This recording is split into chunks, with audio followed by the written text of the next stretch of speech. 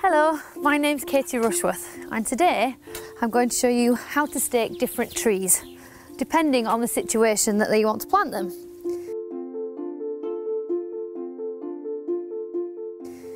Now, this bed here is on a slope, so there is definitely a certain way in which to stake the tree correctly. But first we need to plant it.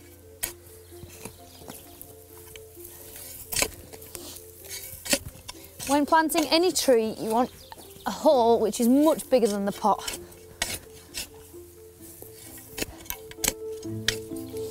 This is quite delightful soil to dig.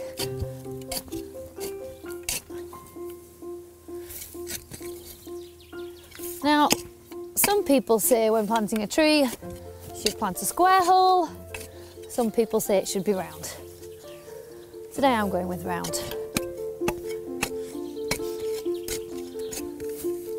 But you want the soil around the roots of the new tree to be really friable and nicely broken up so that the roots can anchor themselves as quickly as possible.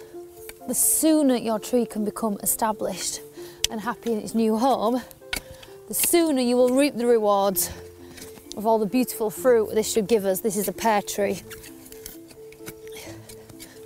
I'm going to pop a bit of compost into the bottom of the hole. If you have homemade compost, that would be wonderful.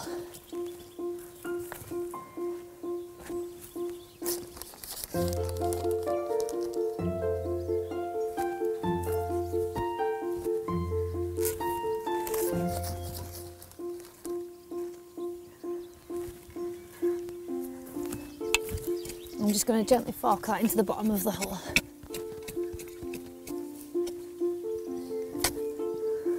Now for our tree. Now you just gently grab the trunk of the tree and pop the pot off. Now when you're buying trees, it's a really good tip.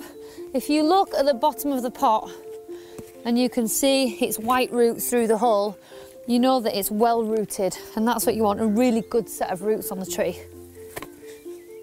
And we're going to just tease them out. Now you might think this is damaging the tree, but actually a little bit of vigorous teasing means that the roots will urge them to regrow, sending out new ones.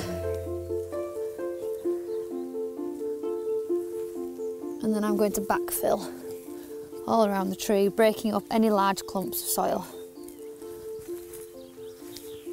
because we don't want those roots to be hitting them and not being able to get through.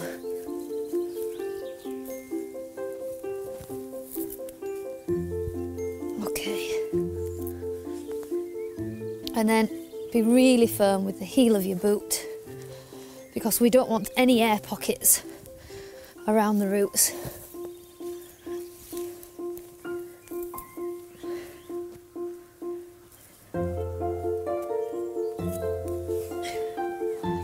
Okay.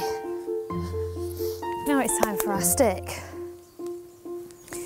Now, with planting on a slope, you want your stake to be at a 45-degree angle and placed leaning into the prevailing wind. And that means that when the wind blows it, the tree will blow away from the stake, and that's what we want, because if the two blow together, that causes friction and you get cuts and wounds on the tree trunk because the two rub together, and we really don't want that to happen, because that's where pests and diseases get in. So I know the wind comes this way, so I'm going to put my stake in at this angle with the hope that when the wind blows the both of them, they both blow away from each other.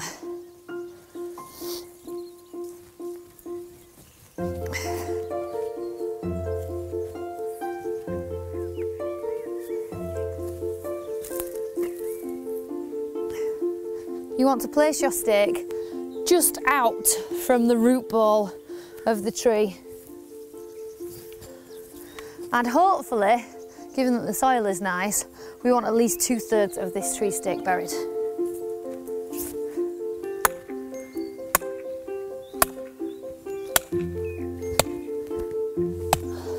I'll do. And then I have a tree tie. Now it's better to get a heavy duty one of these, and again it's all about stopping the tree from rubbing the stake. So we're going to tie it in a figure of 8. So first around the stake, and then around the tree. And as you can see here, we've got this buffer between the two.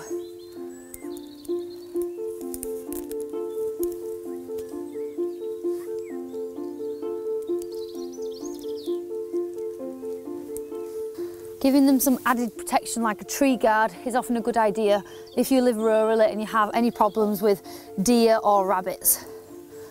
But I think here, this one's going to be fine. I'm going to water it in, and hopefully within the year we should have some delicious pears.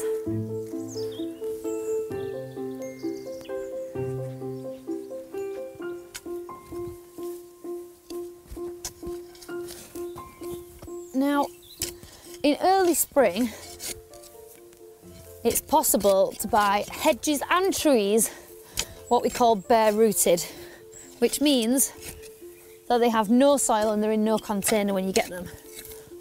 And because the plant is dormant in its dormant season, it's a really good time of year to plant them, because it means that as it's waking its slumber from the winter months, it's in its new position and will start growing away really quickly.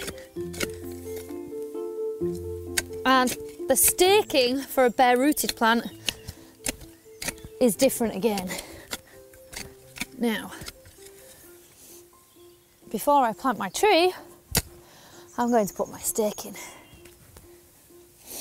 Because with a bare rooted tree, you need a vertical stake.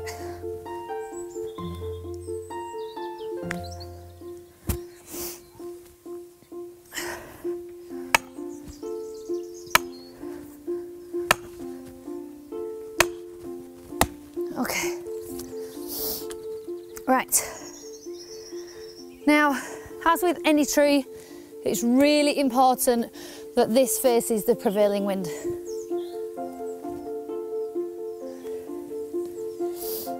I could have been a little bit higher. I can always cut it down. And then we're going to backfill with all our newly dug soil.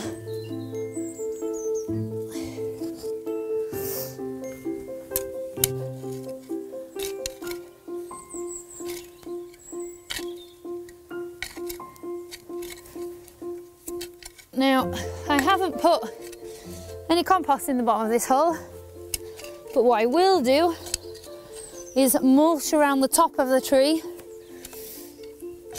and then the worms will come up and take all those nutrients from the compost down to the roots of the tree.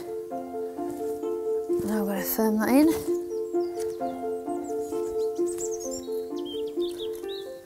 When you plant any young tree, it's so important to water it really well in those first few weeks.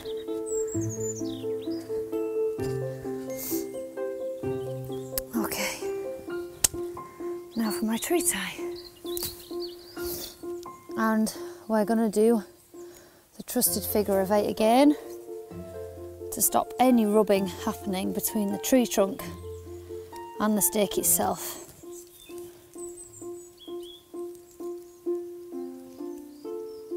And as the tree matures and the girth of the trunk gets thicker, it's really important to check the tree tie, because if the girth of the tree outgrows the tree tie, then eventually the tree tie will start cutting in to the bark of the tree. And again, we really don't want that, because that's where disease can enter and kill the tree.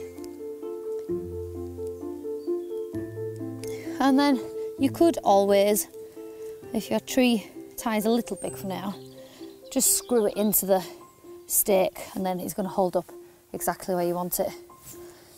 Now, staking trees is vital to their survival when they're young plants, and that's because what you're trying to do is to prevent the roots from being disturbed. For a tree to thrive, it really has to get its roots into the ground and anchor itself into position in order to be able to give you the display that you want to create.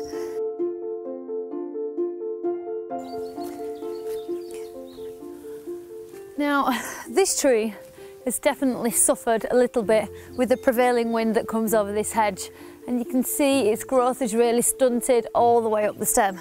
So it didn't have any tree stakes in.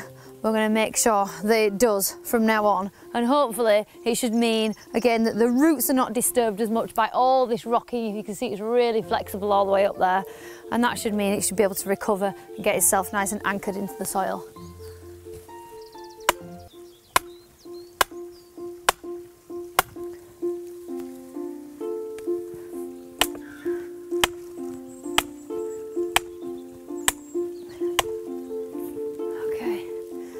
Now you'll notice with a more established tree, we're going to put a stake either side and then create a bit of a H-shaped brace, if you like, using the tree ties. You want to make sure that the stakes are in at least a good 6 inches, if not more, away from the trunk of the tree, just so you're not disturbing too much that root ball.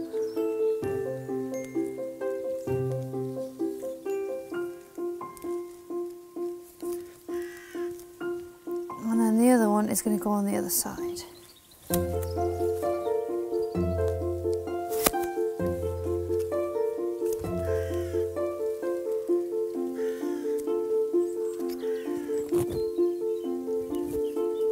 Now, this is a really quick and easy job to do with trees. Whether you are planting a bare-rooted one, a tree on a slope, a mature tree like this needs a bit of TLC. Just giving them that little bit of extra support will hopefully mean that they will perform better as plants for you in your garden. And there we have it. That is braced nicely, so hopefully that should recover. For more how-to videos, visit silverlinetools.com.